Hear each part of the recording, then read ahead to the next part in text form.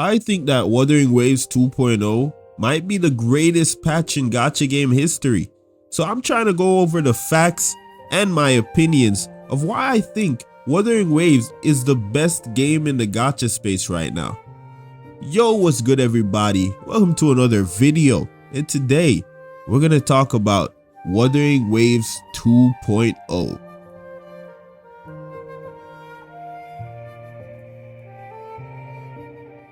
In 1.0, the story was not well received, at least the first 3 acts of the story, because of some voice acting issues and Yang Yang's VA not being that good in that specific instance. But in 2.0, I've seen all of that change. It's crazy the amount of improvement we got in the voice acting. The voice acting is so diverse. NPCs and the characters both have amazing voice acting performances in the story, and I just think as an overall improvement, it was amazing. I want to talk about the pacing as well. I never really had a problem with Wu's pacing, but I still think 2.0 was an improvement from previous versions. I do very much like the introductory quest for Rinasita and Act 2 a lot, including Act 3 too. There was one part in Act 3 that the pacing was kind of off, and it was that part at the start of Act 3 with a guy talking about his past and how he became a fool pretty much. I'm not gonna go too much into the story because I don't want to spoil anybody, right? But that part was the only part I would say could have been cut down a little bit, but everything else I like the pacing. Right before 2.0 released, I made a video talking about what we could improve on the story going forward, and I talked a lot about how I wanted characters to interact more with each other and not just the MC. And I think in Rinasita's story, I think we got quite a bit of that, and I really appreciate that because I don't think they were doing it much before. It always felt like Rover was just the main focus the whole time, but in the new Rinasita story, it very much felt like there was other things at play that didn't really fully involve the Rover, and we were just coming in to help them pretty much. I always thought Wuthering Waves had pretty good storytelling. Even in 1.0, they had that one scene with Scar with the black sheep, and I think that was very good, very interactive. I think they kept that up and even improved on it every single patch. In 1.0, it was pretty good. It wasn't at the standard we really needed it to be. In 1.1, it leveled up by a lot. It leveled up by a lot, and it just kept going up each patch.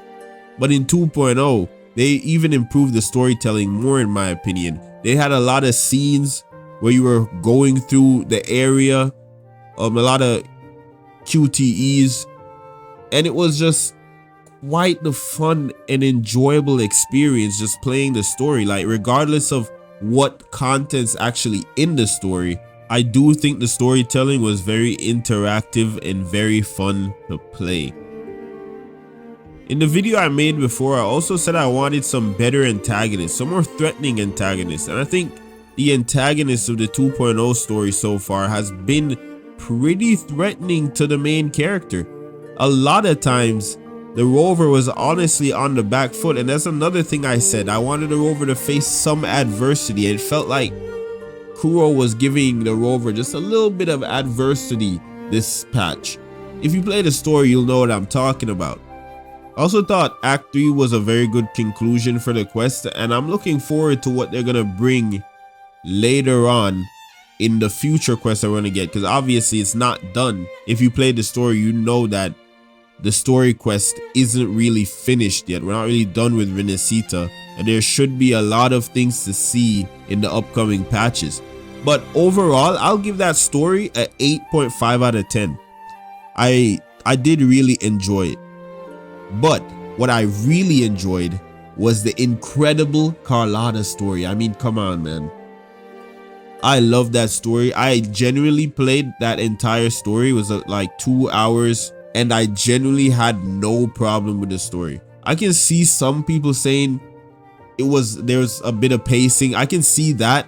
I've seen people say that, but in my opinion, the pacing was great. Everything was great. There wasn't much dialogue bloat at all. I really liked Carlotta in that story. I liked her backstory. I liked everything in that story. And I'm giving that story a 10. It's a straight up 10 out of 10. That's just me though. But yeah, that's all I got for story right now. I'm going to move on to exploration and the world.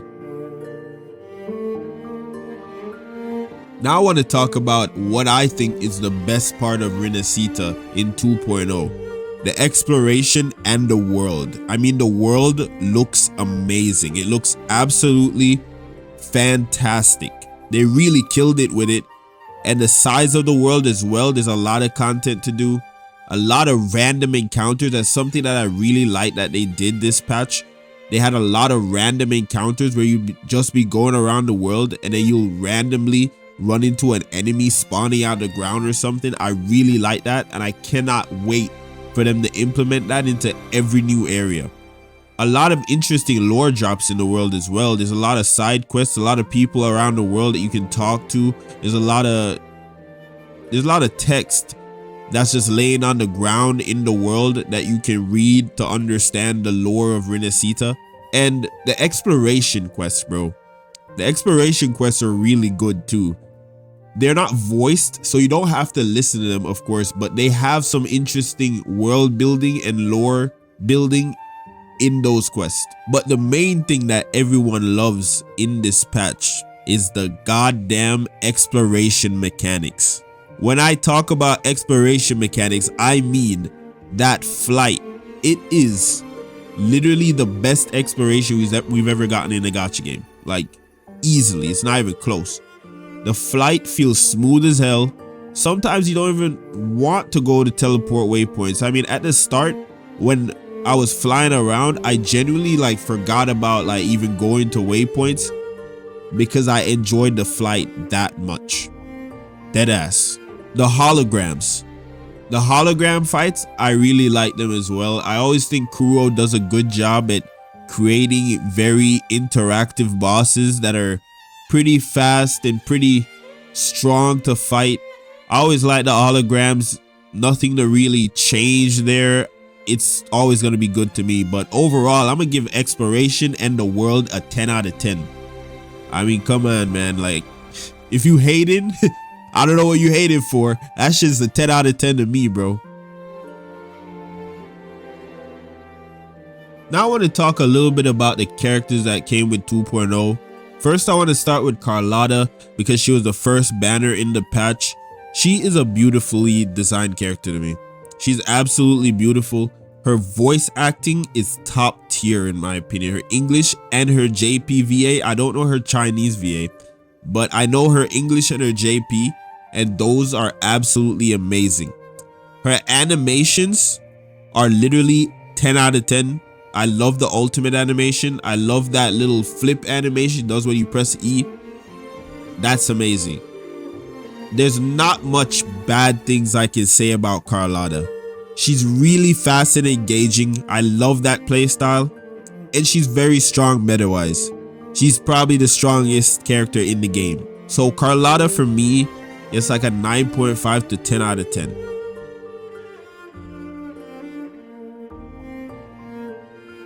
Now I want to talk about Rachia or Rosia, however it's pronounced. I'm pretty sure I'm butchering it either way.